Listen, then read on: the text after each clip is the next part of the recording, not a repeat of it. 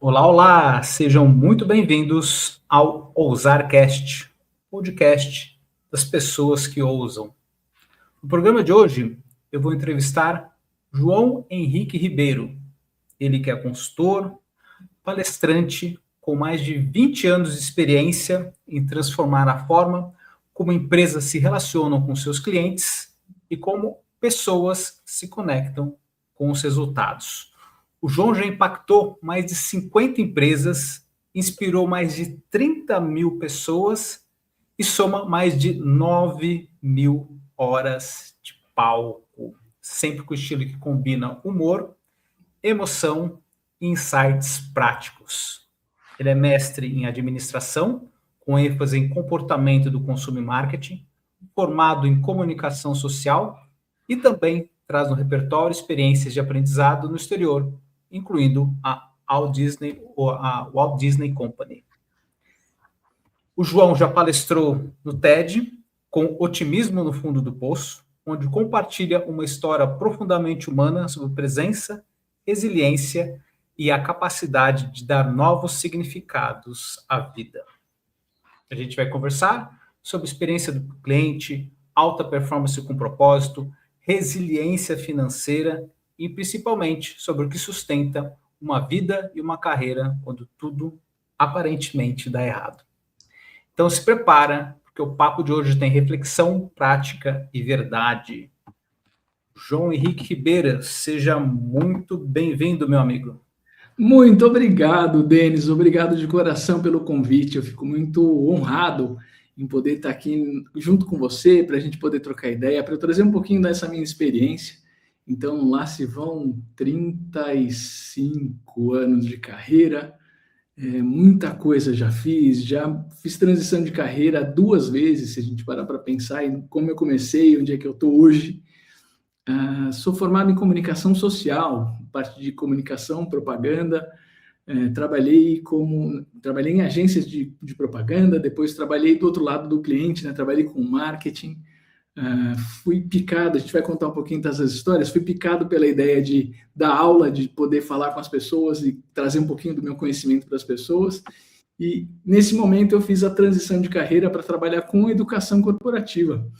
E junto com isso, com uma história pessoal de alguns tropeços não lá tão muito fáceis, eu comecei a buscar entender a mim mesmo. E quanto mais eu queria me entender, mais eu comecei a entender as pessoas também.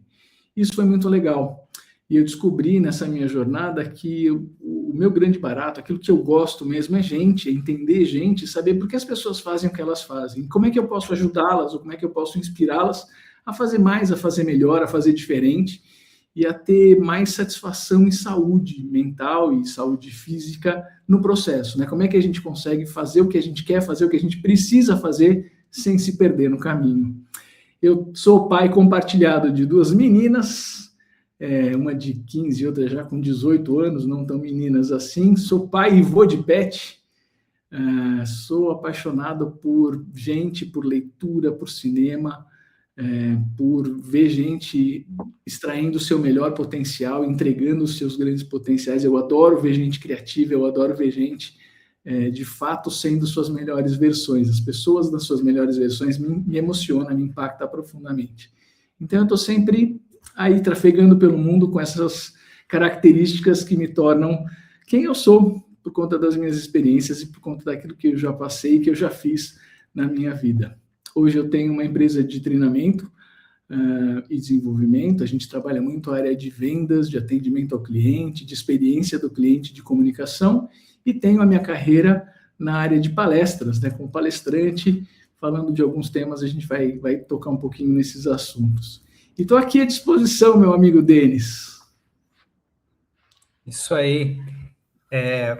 Nós, né, João, nos conhecemos na mentoria da Branca, no Speak and Prosper, Prospere Falando, e realmente uma experiência muito transformadora, passar ali por aqueles dias em que nós vamos sendo moldados, provocados, estimulados a buscar o melhor, a refinar aquilo que a gente já tem guardado ali, muitas vezes debaixo de muitos tapetes, E a mentoria, o processo permite com que a gente traga à tona todo o nosso potencial. Vamos começar falando sobre isso? Como foi para você participar desse processo da mentoria? Aliás, você fez mais de uma, né? Se não me Eu engano. fiz mais de uma. Na verdade, eu tive a oportunidade de voltar por conta de um processo que eu estava querendo desenvolver uma palestra específica para uma atividade e eu acabei fazendo o processo duas vezes. Um processo que foi o igual ao que você fez, né? Que foi um processo meio online, meio presencial, né? A última parte era presencial e fiz o último que era totalmente presencial. O que eu posso te dizer? Eu acho que é um mergulho muito interessante. Eu gosto muito daquela ideia de que quando a gente está no palco, a gente está despido, né? Então a gente precisa ter o conhecimento, ter a coragem, ter a capacidade de olhar para si mesmo, entender quais são suas fortalezas, quais são suas fraquezas, quais são, na verdade, as suas vulnerabilidades e como é que a gente tira proveito de tudo isso. Eu acho, como você muito bem falou, eu acho que foi um processo de mergulho mesmo, e de acessar algumas camadas que talvez estivessem um pouco dormentes.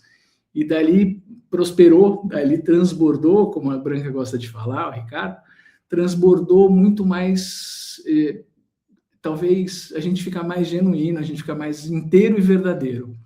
Então foi um processo muito bacana, que de fato me fez enxergar pontos que eu não enxergava, né? Então são os pontos cegos, muitas vezes, que nos sabotam. E quando a gente consegue enxergar para tudo isso, quando a gente olha para tudo isso, a gente consegue enxergar um caminho muito mais interessante.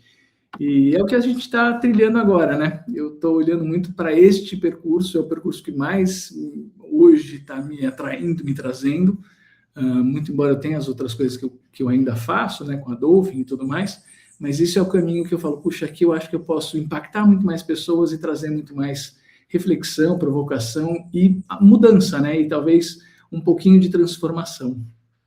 Então foi maravilhoso. Excelente. João, você conquistou mais de 9.000 horas de palco, inspirou mais de 30.000 pessoas.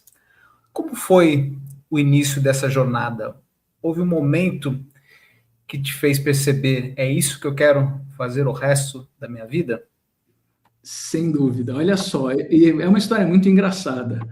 Eu era gerente de marketing de uma empresa de rastreamento por satélite, tecnologia, lidando com pessoas e trabalhando a parte de marketing e vendas dessa empresa, e tinha lá alguma coisa, poxa, a gente tem que ensinar as pessoas a usar os equipamentos e tal, e aquilo me chamava a atenção. Eu falei, poxa, ensinar vai fazer com que o cliente... Tinha muito a ver com o marketing do jeito que eu entendo. Como é que eu trago o cliente para o centro de tudo, né?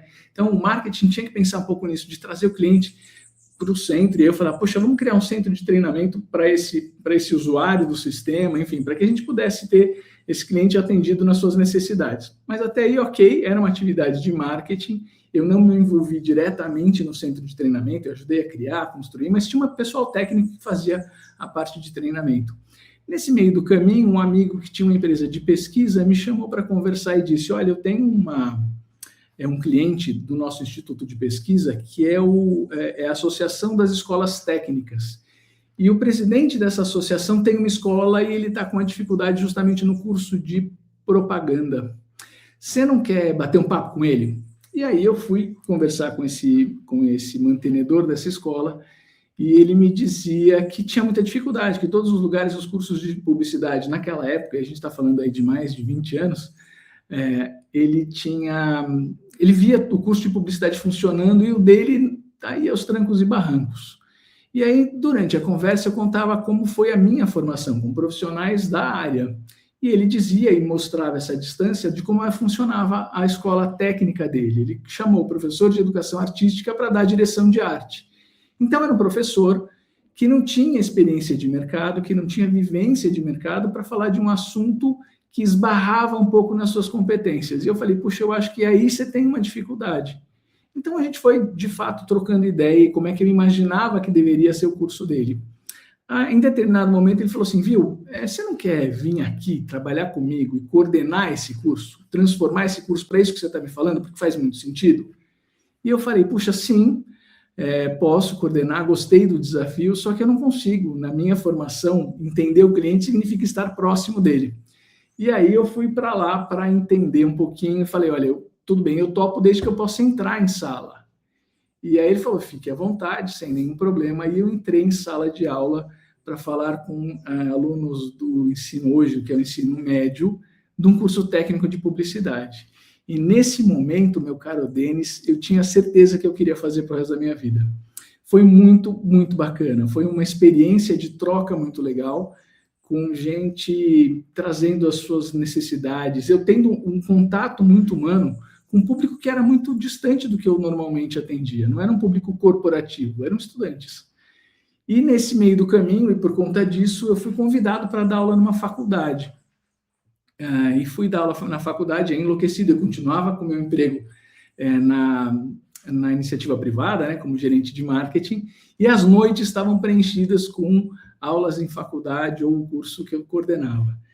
E isso fez uma diferença muito grande. Eu estava tendo muito cansado, mas muito satisfeito com o que eu fazia dando aula. E eu falei, puxa, eu acho que eu quero fazer mais disso. E aí fui ver, puxa, como é que eu faço para ter o rendimento que eu preciso, o dinheiro que eu gostaria, fazendo aquilo que fazia meu coração bater mais forte? E eu vi que não era dando aula, porque infelizmente nesse país, professor, de modo geral, ganha pouco, é mal remunerado pelo tanto que ele se entrega e pelo tanto que ele precisa conhecer e pesquisar para continuar sendo relevante. E aí eu descobri a educação corporativa, e foi aí o grande momento de transição, a minha primeira grande transição de carreira. Eu falei, puxa, eu vou largar a área de marketing e vou trabalhar com educação corporativa. E nesse meio do caminho, fazendo essa transição, eu atendi a uma oportunidade em um grande banco para ser justamente o gestor da área de treinamento de vendas, cuidando de vendas de produtos bancários, na verdade, cartão de crédito, cuidando de uma operação gigante com mais de 5.000 pessoas. E, de novo, o meu intuito era sempre o mesmo. Puxa, eu preciso conhecer essas pessoas. E aí eu fui para dentro das operações de telemarketing para dar treinamento para esse povo. E foi maravilhoso. Foi, de novo, aquilo que eu sentia que eu estava fazendo, entregando, de fato, o meu melhor e fazendo bem para as pessoas, né? Fazendo com que as pessoas conseguissem enxergar os seus pontos cegos e as possibilidades de ter cada vez mais resultado nas suas vidas. Então, eu acredito que o momento decisivo foi quando eu percebi isso, é muito sutil, mas quando você percebe que em algum momento você está fazendo a diferença na vida de alguém, está fazendo com que alguém tenha uma perspectiva diferente, ou tenha uma visão diferente de mundo, de trabalho, de vida, e isso absolutamente me encanta. A passagem mais interessante que eu tenho é uma aluna que me chamou muitos anos depois para dar uma palestra, Denis, numa faculdade em que eu dei aula. E chegando lá, eu falei, puxa, que legal, o nome dela é Luciana. Falei, que legal, Luciana, você está aqui, o que você está fazendo aqui? Professor, eu sou coordenadora do curso de administração. Falei, é mesmo, que legal. Falei, eu preciso te contar que se hoje eu estou aqui, é por sua causa. As suas aulas me fizeram ter vontade de fazer isso, e hoje eu estou aqui coordenando o curso. Minha carreira foi para a área, ela era da área de administração, e ela foi ser professora e depois coordenadora de cursos da área de administração. Essa sensação de que, puxa, alguma coisa ficou... sabe um pouco daquela ideia de legado? Eu acho que tem um pouco de legado. A sensação de que eu estou sendo maior do que eu mesmo. A minha história não vai acabar comigo. Ela se perpetua nas outras pessoas que, de alguma maneira, tocaram a minha vida ou tiveram algum tipo de interação comigo. Isso faz o meu coração cantar e faz meus olhos brilharem mais forte. Exato, quando você consegue fazer com que as pessoas se encontrem e consigam expressar a sua realização pessoal. Exatamente. Passa por isso, né? Sem dúvida, sem dúvida. Perfeito. E, João, você estudou na Walt Disney Company. O que essa experiência trouxe de diferente para a sua abordagem? Algum aprendizado específico que você aplica em suas palestras, em seus treinamentos? Eu acho que tem talvez 2 ou 3 coisas que me marcaram profundamente nesse período lá na Disney. O primeiro é a importância e a relevância da cultura. E a cultura como aquilo que a gente repete todo dia. Então, como é que a gente trabalha a cultura nas organizações? O jeito que eles fazem lá, que é a ideia de ter muito claro, ter clareza absoluta de quais são as partes mais importantes, aquilo que sustenta a organização, que é a sua cultura, lá eles chamam de chaves, e como é que eu reforço essa cultura com o meu público interno. Então, isso é uma coisa que, para mim, é muito importante, e toda vez que eu estou entregando, eu quero entender a cultura dos lugares por onde eu entendo, por onde eu estou passando, seja com treinamento, seja com uma palestra, para que eu possa estar alinhado a essa cultura, porque isso faz muita diferença na vida das empresas. O segundo é o absoluto respeito pelo cliente. Então, a ideia de que o que a gente precisa entregar é muito mais do que o cliente espera, ou seja, é uma experiência absolutamente inesquecível, é uma coisa que eu sempre estou procurando por isso. O que eu posso entregar que vai fazer a diferença para esse cliente, ou vai fazer a diferença para quem está me escutando, ou para quem está interagindo comigo, seja numa palestra, seja num treinamento. Então, esse é um segundo fator. E o terceiro fator que a gente aplica muito aqui na Dolphin é como é que eu lido com o meu colaborador interno. Então, e eu falo isso muito para os meus clientes, né? Não adianta você esperar que o seu colaborador trate um cliente do jeito diferente que ele é tratado internamente. Então, a ideia do respeito, da forma pela qual a Disney lida com seus colaboradores, e olha que ela não é a empresa que paga melhor, mas é a empresa que entende que existe aí tem que existir uma conexão entre o propósito, a missão da empresa com a missão individual das pessoas. Então, o sistema deles de contratação e de fazer com que as pessoas vivam a cultura também me impressiona muito. Então, esses três fatores da Disney é uma coisa que eu trago muito para a minha realidade. Entendendo que as empresas, sim, podem, não precisa ser a Disney. Eu lembro que eu fiz um workshop uma vez para um grande banco, e ele era área de cobrança, e eu falei, puxa, vamos trazer um pouco do conceito de encantamento para uma área de cobrança. E aí as pessoas me olharam meio esquisito assim, mas decidiram apostar na minha ideia. E foi um workshop maravilhoso, porque as pessoas entenderam que o cliente devedor, ainda que devedor, ele também podia e devia ser impactado positivamente por um contato, ainda que de cobrança, que não é uma coisa lá muito simples. Então, eu acho que essas três coisas são muito... me fizeram pensar muito e trazer muito para perto e para mim um pouco do que eu imagino que deveria ser a entrega quando a gente fala de Disney e também de cliente de modo geral, né? Isso está refletido nas minhas palestras. Então, quando eu falo da palestra que eu falo de centralidade no cliente, obviamente que tem conceito de Disney, enfim. Quando eu falo de cultura, quando eu estou falando de paixão e performance, eu falo de Disney, né? Tem uma série de temas aí que eles são bastante permeados por aquilo que eu vi e vivi na Disney. Excelente. João, a sua marca é unir humor, emoção e razão. Como você encontrou esse equilíbrio e como que isso se traduz na prática? Como que você consegue mostrar, colocar isso em prática durante as suas palestras? Legal. Denis, tem uma coisa muito engraçada, muito interessante, que normalmente, quando a gente está falando de humor, a gente está falando muito de quebra de expectativa, né? De a gente fazer, eu costumo dizer, da gente dar um nozinho na cabeça de quem está nos assistindo, né? E eu tenho uma facilidade, eu sou uma pessoa naturalmente bem-humorada, engraçado, gosto de contar piada e tudo mais, mas tem um ponto que é muito interessante. Normalmente, quando as pessoas me veem, elas acham que eu vou ser sério, que eu vou ser chato, que eu vou ser... Eu tenho um amigo que traduziu assim, fala, você parece professor de física. Não que você seja chato, mas parece que você vai falar num tom professoral. E quando eu começo a lidar com os temas que eu tenho que tratar, há uma quebra de expectativa. As pessoas falam, nossa, mas não é que esse cara não é tão chato quanto parece? Então, eu acho que esse é um primeiro ponto que me ajuda. Eu acho que eu tenho um semblante sério, sei lá se é um pouco da falta de cabelo, mas as pessoas acham que eu vou falar sério.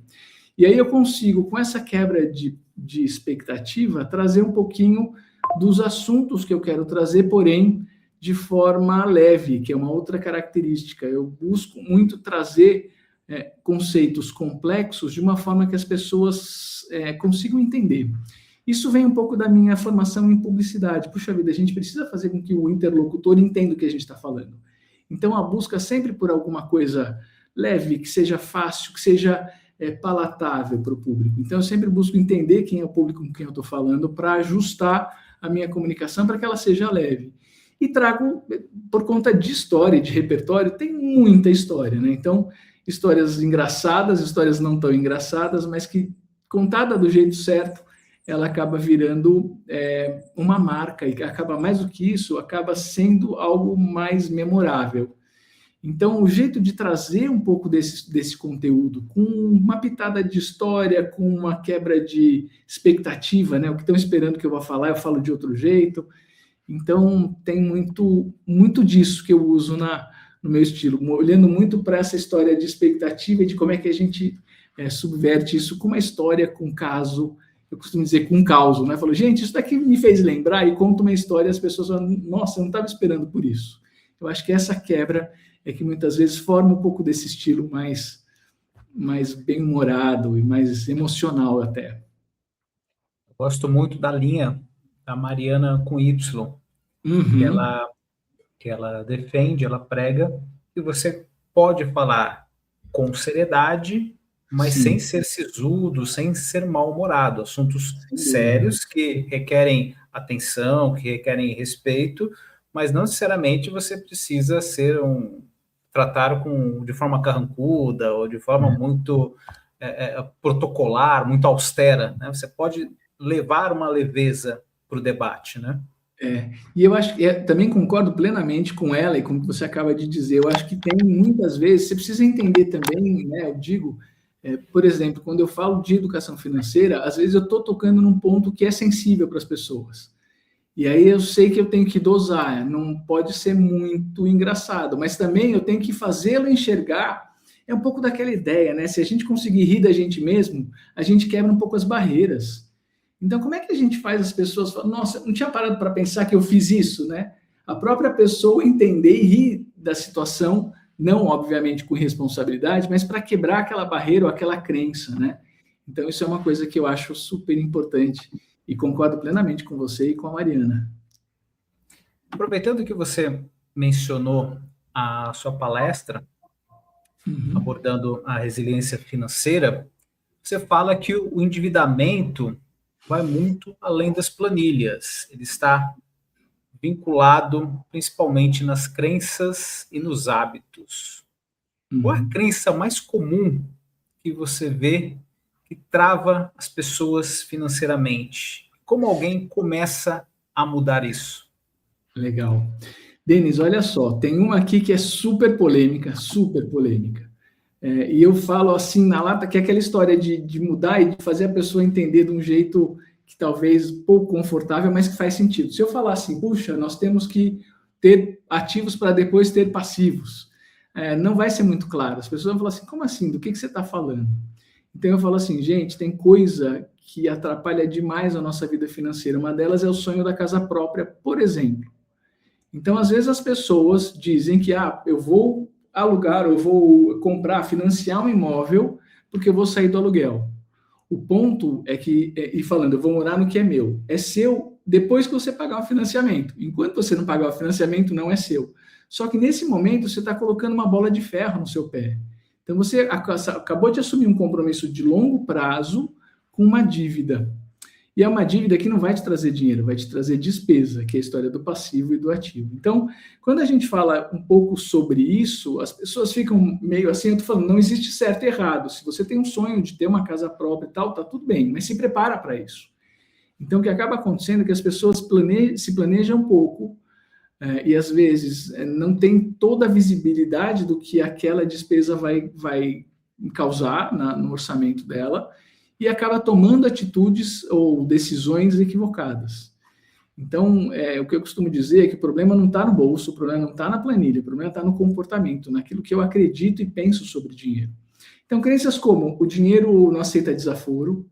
Então, quem já não ouviu isso, né? Então, a pessoa acha que ela precisa, que o dinheiro é uma pessoa, uma entidade. Não, pera lá, vamos entender. Eu posso fazer melhores escolhas.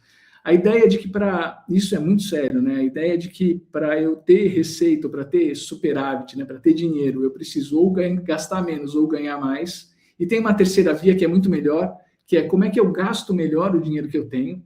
E aí, de novo, é uma questão de comportamento e de quebrar essas crenças. Então, basicamente, o que eu falo muito, até porque na minha formação é gente, né, muito menos de planilha e muito mais de gente, é de que forma eu enxergo e lido com o dinheiro. Vamos entender quais são suas crenças, vamos desfazer dessas crenças. E aí, quando a gente consegue olhar para a gente, olhar para aquilo que a gente acredita sobre dinheiro e mudar, a gente começa a ter uma relação diferente com o dinheiro. Você quer ver? As pessoas às vezes ficam meio assim, eu dou um exemplo que eu acho que é muito, uma metáfora que é muito interessante. O que acontece? Quem aqui já fez, muitas pessoas já fizeram regime. O que acontece? Você está com indicadores ruins, seja de saúde, seja de preparo físico, e aí você vai lá e faz um regime. E aí você está com os indicadores bons, você sai do regime e volta a engordar. Com dinheiro é a mesma coisa. Eu estou endividado, eu faço alguma coisa e saio do vermelho. Aí eu volto para o comportamento antigo e continuo e volto a ficar no vermelho mais uma vez.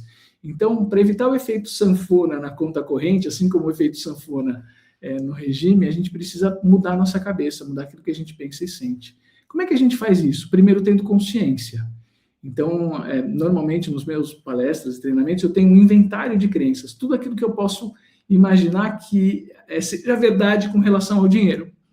E aí eu avalio, né? A gente avalia junto quais são essas crenças e aí a gente tem algumas técnicas para que a gente desconstrua essas crenças. E o que eu coloco no lugar? A partir daí eu crio uma nova crença que seja mais capacitante sobre aquela crença importante que o indivíduo identificou como sendo uma crença relevante para ele. Uma crença limitante, mas que é importante para ele. E a partir daí a gente começa a mudar o jeito de lidar, o nosso comportamento com relação ao dinheiro. Então é uma coisa muito interessante. Então, de novo, tem 200 mil técnicas de educação financeira que olham muito para a planilha, eu olho para a pessoa. Essa é a diferença fundamental, porque é o jeito que eu vejo a vida, né? Se a gente muda aquilo que a gente pensa e sente sobre qualquer coisa, a gente muda quem a gente é e os resultados que a gente tem. Você mencionou um hábito que é muito arraigado no Brasil, que é da compra da casa própria, principalmente em casais recém-casados, né? E às vezes muito jovens, com 20 e poucos anos, ainda ingressando no mercado de trabalho, concluindo faculdade e comprometendo muitas vezes 50% ou até mais do que 50% da renda, né? Exato. E como você falou, amarra uma bola de ferro aí por 20, 30 anos, limitando possibilidades de passeios, experiências, bens de consumo, né, que tragam um pouco mais de conforto, e realmente precisa ser uma quebra de paradigma muito grande, porque a casa própria ainda é o sonho do brasileiro, né? E olha só, o problema financeiro é o terceiro maior motivo de divórcio. Os estudos comprovam que as pessoas se divorciam por vários motivos, mas o terceiro maior motivo é incompatibilidade financeira. Eu ganho muito, ela gasta muito e tem as brigas todas que tem, né? E se você parar para pensar, quantas pessoas que você conhece que têm dificuldade, têm problemas de dinheiro e que acabam se separando, as brigas acontecem muitas vezes porque ela gasta demais, ou ele é muquirana, ou ela é sovina e ele é gastão, e por aí vai. E se a gente consegue entender isso, a gente começa a mudar um pouquinho a relação que a gente tem com o dinheiro, né? O consultor financeiro muitas vezes tem que adotar uma postura meio de psicólogo, né? A gente tinha um produto que chamava terapia financeira. O que era a terapia financeira? Era em casal, a gente trazia o casal e a gente ajudava nesse processo. Então, antes de falar de dinheiro e de conta, a gente falava disso, de quais são as crenças. Porque imagina, duas pessoas com duas realidades diferentes que se juntam. Quando a gente casa, você sabe, um monte de aresta, né? Então você fica triscando. E as arestas são com relação a dinheiro também. Puxa, qual é o casal de namorado que muitas vezes senta para falar de dinheiro? Ou de noivo que seja. Então eles acabam não, porque vai dar certo. Tem aquela história de tabu. É um assunto tabu, sem sombra de dúvida. Então é um ponto. Muito bem. João, você mencionou essa questão da crença, dos valores, impactando a parte financeira. E a gente sabe que as crenças estão muito vinculadas à emoção. Uhum. E emoção permeia nossa vida, tanto pessoal quanto profissional. Sem Só que dúvida. nas empresas, isso ainda, como a gente estava falando de assuntos tabus, né? Para a empresa tratar, fazer a gestão emocional dos seus profissionais, ainda é um assunto muito incipiente, embrionário, envolto aí em mistérios, né? E muito pisar em ovos. É. Como que você acha que essa questão da emoção e da intuição pode aparecer nos ambientes corporativos? Como você que já trabalhou em grandes empresas, como que você via esse processo?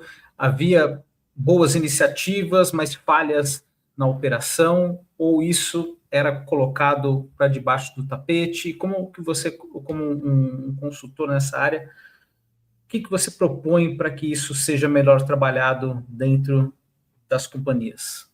Legal.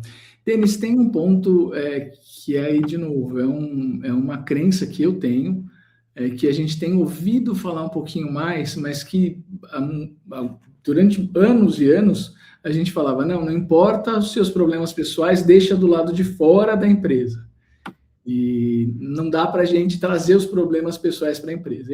Eu acredito muito que a gente não consegue, não é um casaco que eu deixo do lado de fora, eu deixo no carro e entro para a empresa. O problema ele me acompanha. Se eu tive uma noite de sono ruim, o meu dia seguinte vai ser impactado. Não adianta a gente imaginar que as pessoas conseguem deixar as coisas que acontecem nas suas vidas fora do trabalho. O trabalho é uma parte da vida, aliás, a maior parte da vida.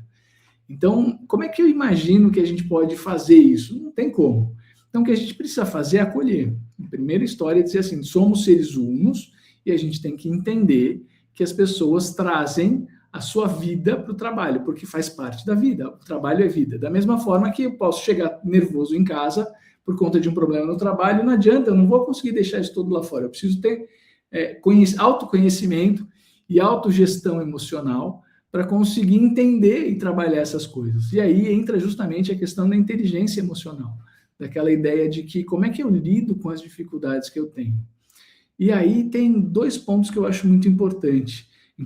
Eu acho que se a gente consegue entender que nós somos o resultado das nossas emoções, as nossas decisões dependem das nossas emoções, não adianta falar, não, eu sou muito racional. Não, a maior parte das nossas decisões, elas são emocionais e a gente racionaliza para dizer que não, foi uma decisão racional, e normalmente não é.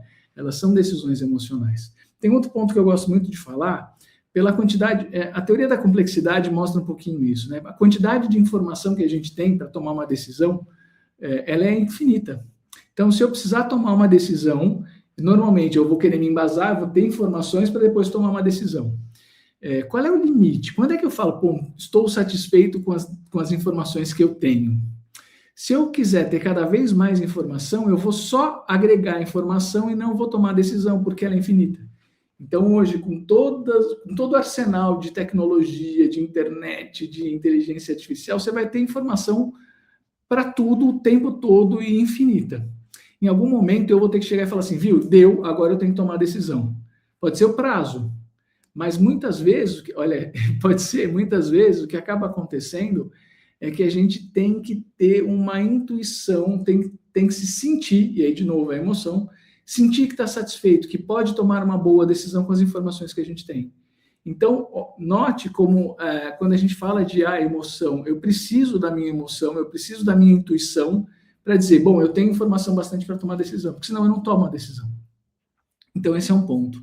Quando a gente fala de inteligência emocional, a gente tem visto isso começando a acontecer, principalmente falando de lideranças, porque muitas vezes o líder ele é um sujeito que pode impactar na saúde emocional da sua equipe, então ele precisa ser mais letrado em relação à inteligência emocional, da sua própria inteligência emocional, e como é que ele pode lidar com as pessoas. E o grande problema que eu vejo também das pessoas é que muitas vezes a gente acaba sentando no banquinho do coitado.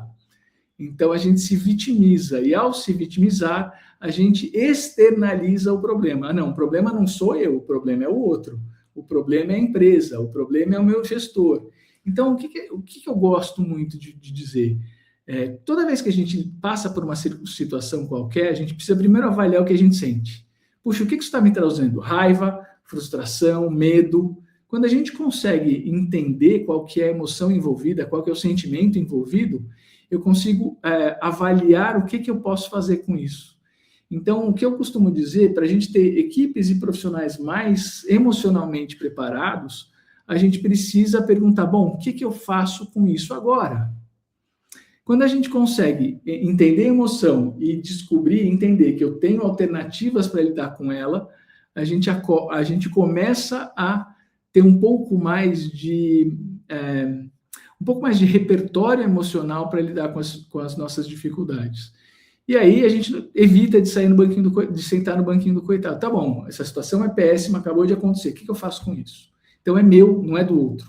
Então eu estou sendo mais protagonista nesse momento, quando eu consigo entender que a situação é dada, muitas vezes eu não controlo, mas eu tenho que fazer alguma coisa com aquilo que me acontece. E aí a gente precisa cada vez mais lidar com essas emoções deles. Então eu vejo que a gente começa a trazer um pouco, até por conta de NR1, né, das novidades que a gente tem por aí, mas de novo a gente precisa começar a trazer mais essa conversa para o mundo do trabalho. Porque a gente muitas empresas ainda acham que existe uma separação entre o que é pessoal do que é profissional, e eu não acredito nisso. Não sei se respondi. Respondeu sim.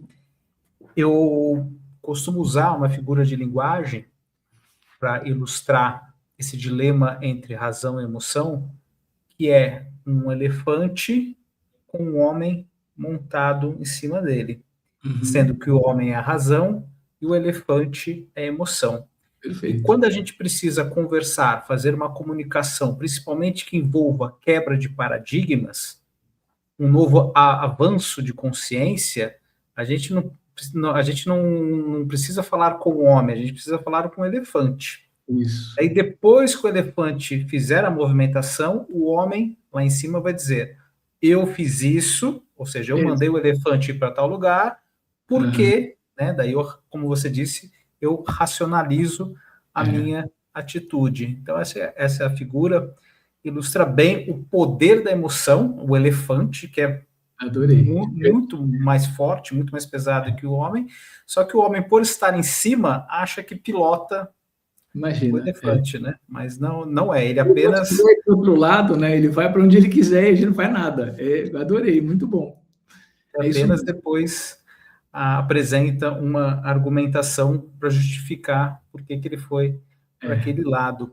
E eu participei uma vez em uma agência de um processo bem interessante para conscientização das emoções, que é uma prática que eles tinham de todo dia, lógico que era uma agência pequena, então isso é mais fácil de ser executado, que era todo mundo chegava, fazia ali 1 minuto, 2 minutos de silêncio, de concentração, de respiração, e antes de começar o dia, cada um falava como estava chegando.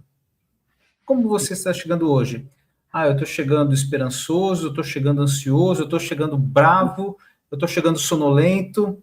Então, cada um colocava na mesa, de forma muito aberta, a situação que ele encontrava naquele momento, né? E meio que para ter uma sintonização ali de como cada um estava, sim, e para que cada um pudesse também colocar no radar como é que eu posso ajudar tal pessoa, ou, poxa, hoje talvez não seja, ou nesse momento talvez não seja a melhor situação para tratar com essa pessoa de um assunto. Eu vou esperar ela tomar o café dela, se energizar, e mais para frente a gente debate. Então, primeiro um alinhamento de como cada um se encontra, e quem chega com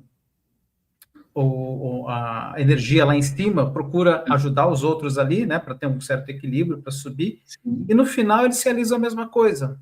Quando eles vão encerrar o dia, eles perguntam, como é que foi o seu dia? Como é que você sai daqui hoje? Né? Então, eu achei bem interessante, porque envolve um nível de conscientização de como que a pessoa está se sentindo. Né? Ela está com raiva, ela está alegre, ela está agitada, ela está ansiosa. Então, quando você verbaliza, você começa a elaborar aquilo que você está sentindo e auxilia os outros também nesse processo, né? Eu achei muito interessante esse mecanismo. Muito legal. E tem uma coisa, né? Como é difícil as pessoas, às vezes, darem nome para as emoções, né? Engraçado isso. A pessoa, às vezes, chega e não sabe dizer o que ela está sentindo. A gente faz exatamente isso, a gente chama de check-in e check-out para reunião. Então, quando a gente tem uma reunião interna na Dolphin, a gente senta e fala assim, viu? Cada um vai falar como é que está chegando para a reunião, porque às vezes a pessoa está de cara amarrada, eu acho que é comigo, e não é, ela está com um problema fora. Então, mas assim, a gente evita atrito, né? E também ela faz isso, ela fala um pouquinho como ela chega para a reunião, como é que ela está sentindo, por que ela acha que ela está na reunião, porque às vezes você está numa reunião e não sabe nem para quê, né? Então, e qual a expectativa? Bem corriqueiro. Expectativa que ela tem para a reunião. E aí faz a reunião e depois a gente sai, é o check-out da reunião. Como é que eu saio da reunião? O que eu entendi da reunião que é minha responsabilidade e se ficou alguma coisa que eu esperava ter que fosse tratado e não foi tratado na reunião. Então, a gente tem esse check-in e check-out, porque isso evita um monte de problema, de retrabalho, de uma série de coisas. Mas legal fazer isso no dia com a equipe inteira, desde que você tenha realmente condição de fazer, né? A equipe não dá para ser muito grande, senão não consegue. Mas muito legal. E aparar arestas também, né? Para não termos mal entendidos mais para frente, né? Sim, sim. E você também falou do casaco, né? O trabalho e a vida pessoal não é um casaco que você tira e põe conforme a necessidade. Eu lembrei muito daquela série Ruptura, né? Sim. E quando as pessoas, os funcionários entram no elevador, elas esquecem quem são na vida pessoal, tem ali uma outra personalidade, e quando saem, são pessoas completamente diferentes, né? É um pouco distópico, mas que a gente tenta fazer isso, né? A gente tenta fazer isso. A gente tenta fazer isso, né? Então é uma loucura. E acho que muita gente até gostaria, viu? Não tem de fazer essa ruptura entre quem eu sou e o que eu faço, né? É verdade. E tem uma coisa que você acabou de falar que me chama muito a atenção. Quando você pergunta para a pessoa quem ela é, ela normalmente diz o que ela faz. Exato. E aí, essa confusão. Porque a gente tem dificuldade de saber quem é e de trazer, de dar nome, né? Porque quem eu sou, na verdade? Aí a gente entra numa questão mais filosófica. Mas por que a gente é tão determinado pelo que a gente faz? E aí você vê um monte de gente com depressão quando perde o trabalho. Por quê? Porque ela não faz mais. Então ela perde identidade. Uma coisa esquisita. Muitas vezes ela perde o sobrenome, né? Exatamente. Porque eu sou o Denis da empresa X. E de repente, quando você tira isso dela, abre um pulso, um buraco embaixo e ela começa a ter essas crises de identidade. É isso mesmo, sem dúvida. João, eu queria falar agora com você da sua palestra no TEDx, né, que é uma palestra muito marcante, me emocionou muito quando eu assisti, uma história muito peculiar de uma verdadeira montanha-russa, né, de emoções, de quebra de certezas, de aprendizados. Queria que você contasse um pouco mais para a gente da sua palestra, né, que você começa ela falando do momento perfeito que você vivia, né, ainda jovem, com um bom emprego, bem remunerado, família, e que de repente um buraco abriu-se aí dos seus pés e você chega a falar que aprendeu a tomar água de uma maneira diferente, né? Tomar água passou a ser algo muito que para a gente é prosaico, mas você passou a valorizar. Sem dar muitos spoilers, né, para não estragar quem vai assistir, conta um pouco mais para a gente a ideia de como é que foi a concepção dessa palestra e um pouco também desse processo que você viveu. Então, esse processo também, sem dar muito spoiler, eu acho que foi uma pós-graduação, mestrado e doutorado em impermanência. Eu vou usar essa palavra porque eu gosto muito, né? Eu acho que a gente tem a ilusão de que as coisas que a gente tem e conquista na vida, elas serão para sempre do jeito que elas são. Então, se eu tinha um bom emprego, se eu estava prestes a me casar, se estava tudo planejado, não há nada que pudesse dar errado. Só que a vida, ela mostra muito essa impermanência, né? Então, a nossa amiga Branca, ela fala um negócio muito interessante, né? Eu gosto muito do jeito que ela fala. Existe um garçonzinho com um pratinho de coisa ruim e que ele vai passando pela vida e de vez em quando ele entrega, põe na nossa frente o nosso pratinho de coisa ruim. E eu falo, poxa, mas eu não pedi isso, né, para o garçom. Aí ele falou, não, esse aqui é seu, esse você vai ter que lidar com ele. E aí tem um pouco a ver com aquilo que a gente estava acabando de dizer. A questão não é sobre o que a gente passa na vida. Tem a ver muito mais com o que a gente faz do que acontece com a gente. E o meu processo teve muito disso, né? Então, sem dar muito spoiler, quando eu descobri que estava doente, a primeira parte é falar assim, puxa, por que eu? Por que comigo? Se a gente parar para pensar, por que eu sou mais especial do que qualquer outra pessoa, né? Por que não comigo? Minha mãe falava sempre isso, né? Eu falei, mas por que eu? Quando ela pedia alguma coisa, eu tenho um irmão, por que eu? Ela fala, por que não você? Então, isso é uma coisa que veio muito para mim, né? Assim, puxa, tá bom, tá acontecendo. E aí, toda a sequência de coisas que acontecem, elas vão me dando a noção da minha, primeiro, finitude, e segundo, da minha incapacidade de controlar as coisas. Então, eu acho que a primeira grande lição que eu tirei dessa história toda é que, assim, tem um monte de coisa que eu não controlo, mas que ainda assim eu vou ter que lidar com elas. E o que eu acabo passando na minha vida, e o que eu conto no TED, é um pouco disso, tá bom, aconteceu, tá acontecendo isso comigo, o que eu faço com isso agora? E mais do que isso, como é que eu faço para que essa situação não contamine o resto da minha vida? Não contamine as outras áreas da minha vida? E aí acontecem coisas, depois acontecem mais coisas, e aí assim, a gente tem que lidar com as consequências das nossas escolhas baseada nas coisas que nos acontecem. Então, puxa, eu tive que tomar decisões difíceis na minha vida por conta disso. E aí, quando você está no meio desse processo, você sente as suas limitações. Então, uma das histórias que eu conto lá é justamente, numa determinada época, eu não conseguia tomar o copo, como você falou, de maneira, né, assim, como todos nós fazemos. E eu começo a dar valor, dependendo da circunstância, de como eu enxergo a minha vida e aquilo que está acontecendo, eu começo a dar valor às coisas muito simples e muito pequenas que a gente deixa de valorizar quando está tudo bem, ou quando a gente não passa por algum tipo de limitação. E aí eu começo a perceber que para a gente, de fato, viver nesse lugar que a gente está, nesse mundo que a gente está, a gente tem que estar presente, a gente tem que estar aqui agora. Então, não importa o que vai acontecer daqui a meia hora, se eu tenho outro compromisso. Agora eu estou 150% envolvido com isso aqui, falando com você e trocando essas ideias. Eu não queria estar em nenhum outro lugar. Então, aquela ideia, puxa, eu estou aqui, mas que chato, eu queria estar lá. Não, a gente tem que estar onde a gente está. E toda vez que a gente consegue juntar essas duas coisas, eu estou onde eu gostaria de estar, para mim, chama felicidade. Então, eu não queria estar em nenhum outro lugar, a não ser aqui agora falando com você. Então, eu estou bem, eu estou feliz. E quando a gente começa a planejar demais, a gente começa a viver num lugar que ainda não existe. E vem o garçonzinho com um pratinho de coisa ruim muitas vezes e fala, não é assim não, meu amigo. Isso que você está pensando, você não controla.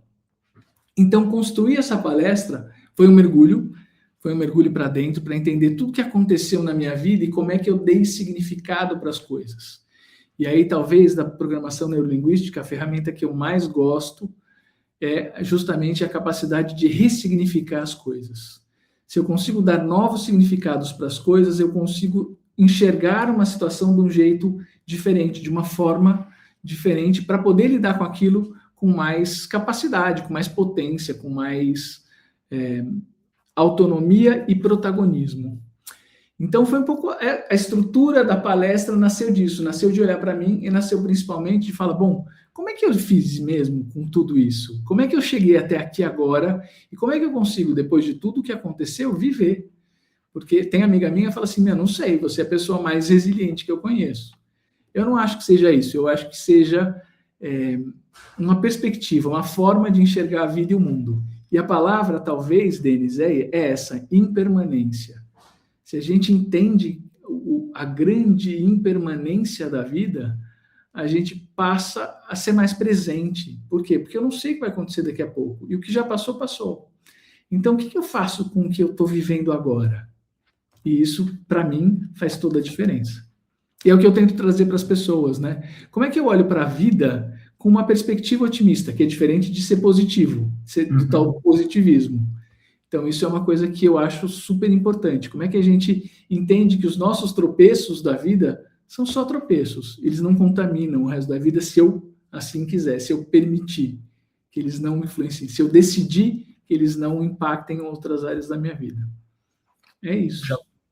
Os japoneses chamam isso de wabi-sabi, que é você louvar, entender a impermanência e a transitoriedade da vida, enxergando a beleza, enxergando o aprendizado que tem por trás de cada lição, de cada passagem que a gente enfrenta, que a gente passa, né? E tem outra frase, que agora não vou me lembrar o autor, que é tudo é dádiva e oportunidade. Sim. Por esse processo que você mencionou de ressignificação. Né? O budismo fala muito da impermanência, né? E aí eu comecei a ler um monte de coisa. Tem um livro muito legal, vou até recomendar aqui para as pessoas, foi muito importante para mim, que chama Por que Coisas Ruins Acontecem com Pessoas Boas. É um livro de um rabino, e é legal porque ele fala assim, viu, é assim mesmo, né? Assim, isso chama vida, bem-vindo, né? É um pouco dessa ideia de...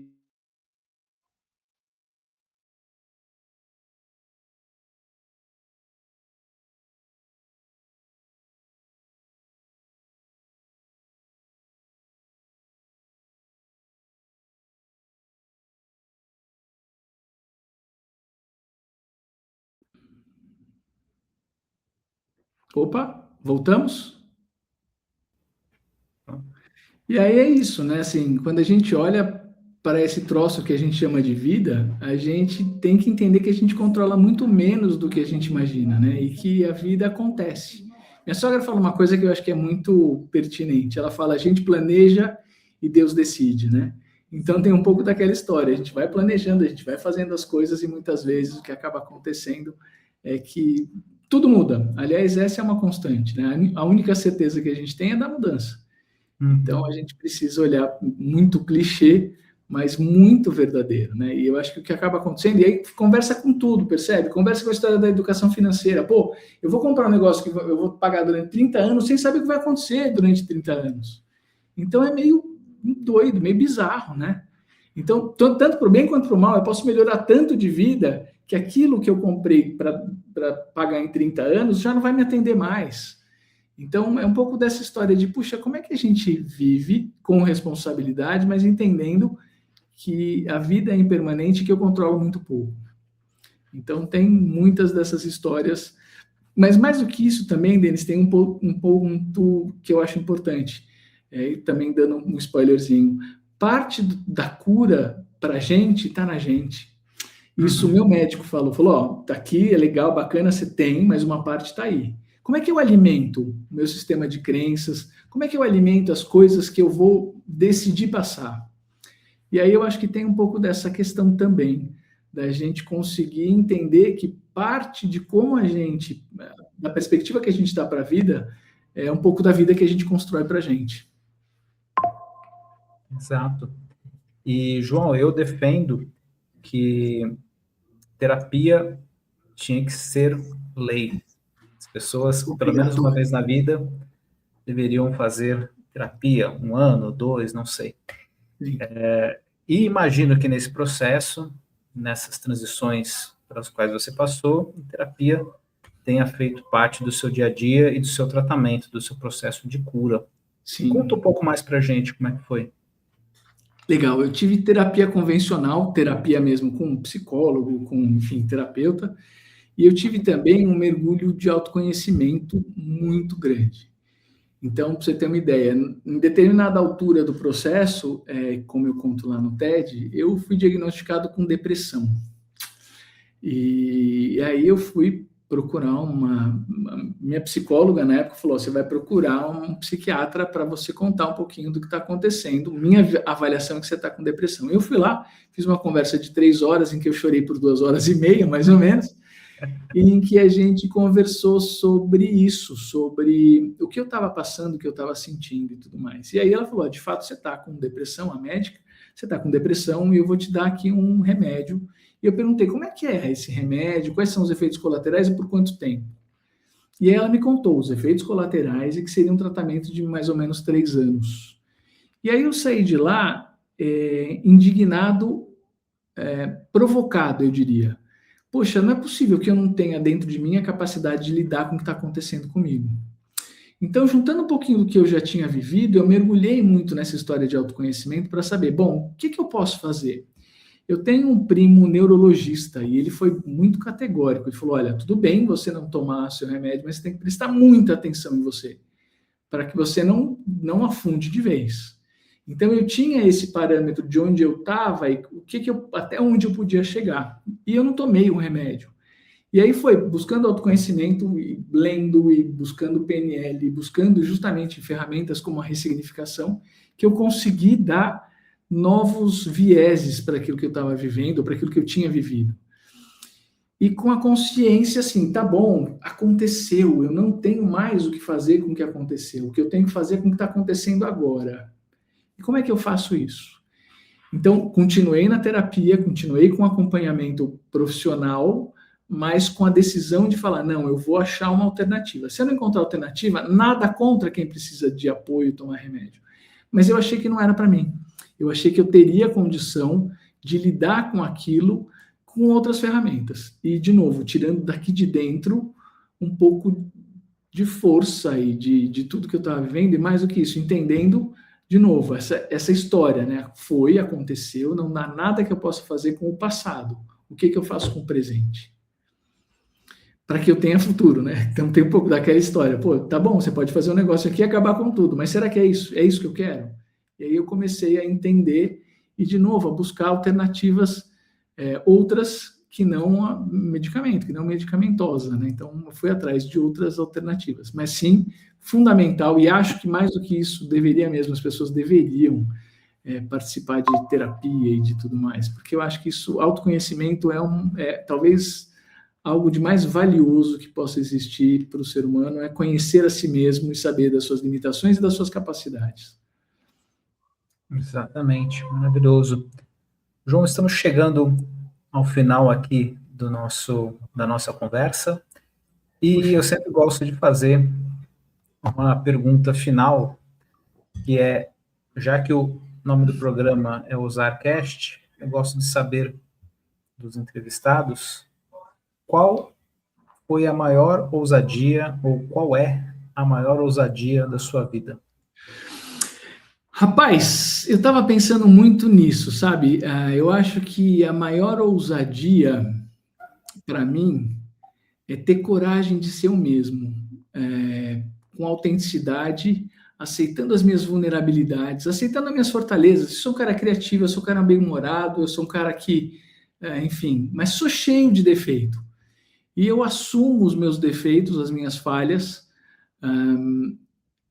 buscando melhorar aquilo que eu posso melhorar, entendendo que tem algumas coisas que eu vou escorregar, porque eu sou humano e faz parte, e aceitar que a vulnerabilidade é um superpoder, de alguma maneira me torna mais humano, me aproxima mais das pessoas.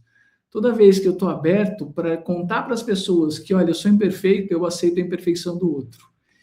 Então, talvez a maior ousadia, não sei se essa era uma resposta que você buscava, mas eu acho que toda vez que eu consigo ser eu mesmo, ser autêntico, ser de verdade, eu 100% sendo eu, isso me deixa num lugar muito confortável, porque eu conheço, né? Eu conheço onde eu estou, eu conheço as minhas falhas, e posso conviver com elas e apresentar para as pessoas.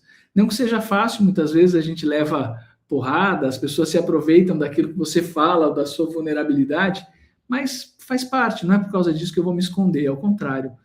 Ousadia é a gente viver a vida de cara limpa, é a gente viver a vida de frente e aceitando aquilo que a vida nos proporciona, de bom e de ruim, e escolhendo, tomando decisões. Eu acho que não dá para ser diferente. Eu acho que quando a gente deixa de tomar uma decisão, a vida está decidindo por você. Quando você não decide, alguém decide por você. Então, que a gente possa, sim, entender que as nossas decisões podem ser falhas, mas a gente faz o melhor que a gente pode com o nível de consciência e com os recursos que a gente tem. E está tudo bem. Pode ser que dê errado, mas aprende com o seu erro, né? E ser ousado, para mim, eu acho que é isso. E talvez, por conta de tudo que eu passei, foi ousado eu abrir mão daquilo que não me fazia bem, das coisas que eu podia escolher, né? Então, desfazer casamento, desfazer sociedade, não sem reflexão e não sem muita responsabilidade. Mas eu acho que a primeira responsabilidade é comigo mesmo. E quando eu tenho clareza disso, clareza que a responsabilidade é comigo, eu aceito as minhas escolhas, com falhas, com acertos e erros, mas sendo eu, e aceitando que a vida é o que eu colho daquilo que eu plantei. Então, eu acho que ousadia para mim é isso, é a gente ter a capacidade de tirar um pouco das máscaras e mostrar quem a gente é de verdade.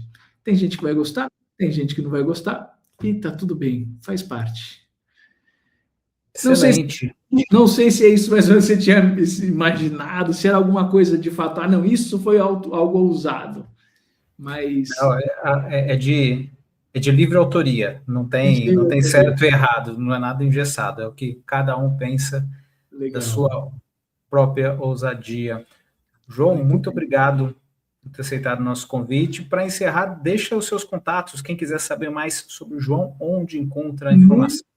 Muito bem, vai me encontrar. Eu tenho lá no meu Instagram, JH Ribeiro Oficial. Lá tem link para site, tem link para o TED, tem uma série de coisas.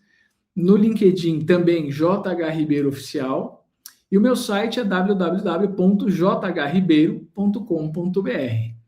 Então, LinkedIn, Instagram e site, e lá, nesses lugares, vocês vão achar talvez um outro vídeo que esteja no YouTube, talvez, com certeza, o meu TEDx, e convido a todos que quiserem entender uma história que não é lá muito bonita, mas talvez não muito animadora, mas que é importante. O TEDx, eu acho que traz um pouco de humanidade, como você falou, né?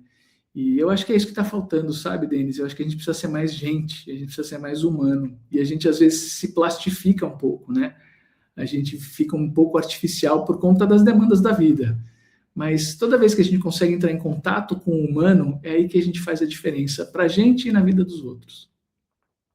Exato, e eu só tenho a indicar, assistam ao TED do João, vale muito a pena, é tocante, é emocionante, e a gente sai dali muito inspirado e com uma vontade incrível de viver com mais intensidade, dando atenção aos mínimos detalhes, dando valor aos mínimos detalhes.